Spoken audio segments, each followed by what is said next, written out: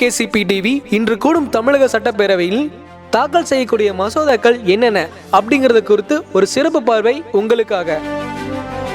தமிழக சட்டப்பேரவையில் இறுதி நாளான இன்று முக்கியமான 2 சட்ட மசோதாக்கள் தமிழக அரசால் நிறைவேற்றப்பட காத்து கொண்டிருக்கிறது. தமிழக அமைச்சர்கள் இந்த சட்ட மசோதாவை கொண்டு வந்திருக்காங்க. அதுல முதலாவதா மறைந்த முன்னாள் முதல்வர் செல்வி ஜெயலலிதாவின் பெயரில் விழுப்புரத்தை தலைமையிடமாக கொண்டு பல்கலைக்கழகம் நிறுவப்படும் என்ற சட்ட மசோதா இன்று தாக்கல் செய்யப்படுகிறது.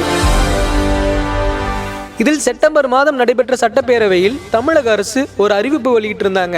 வேலூரை மையமாக கொண்டு செயல்படும் திருவள்ளுவர் பல்கலைக்கழகம் 2ஆக பிரிக்கப்பட்டு அதன் ஒரு பகுதி விழுப்புரத்தை மையமாக கொண்டு செயல்படும் அப்படிங்கிற ஒரு அறிவிப்பை வெளியிட்டிருந்தாங்க. இந்த நிலையில விழுப்புரத்தில் துவங்கக்கூடிய அந்த பல்கலைக்கழகத்தை மறைந்த முதல்வர் செல்வி ஜெயலலிதாவின் பெயரில் வைக்கப்படும் அப்படிங்கிற ஒரு சட்ட மசோதா தமிழக அரசு இன்று தாக்கல் செய்கிறது.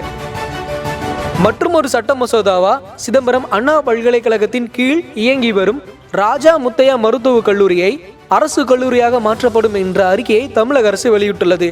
இதற்கிடையே ராஜா முத்தையா மருத்துவக் கல்லூரி உயர்கல்வியிலிருந்து சுகாதாரத்துறைக்கு மாற்றப்படும் அப்படிங்கிற ஒரு சட்ட மசோதா இன்று தாக்கல் செய்யப்படுகிறது. அது மட்டும் இல்லாம நேற்று வெளியிடப்பட்ட சட்ட மசோதாவில் ஆன்லைன் சூதாட்டத்திற்கு எதிரான சட்ட மசோதா, நகராட்சி தொடர்பான சட்ட மசோதான்னு நேற்று நிறைவேற்றப்பட்டிருக்கிறது. ஆக மொத்தம் 4 சட்ட மசோதாக்கள் இன்று சட்டமாக்கப்படும் அப்படிங்கிற ஒரு விஷயம் எதிர்பார்க்கிறது. இது குரல் வாக்கெடுப்பின் மூலம் நிறைவேற்றப்பட உள்ளதா தகவலும் இருக்கிறது. நீங்க சொல்லுங்க, தமிழக அரசு கொண்டு வந்துள்ள சட்ட மசோதா வரவேற்கத்தக்கதா?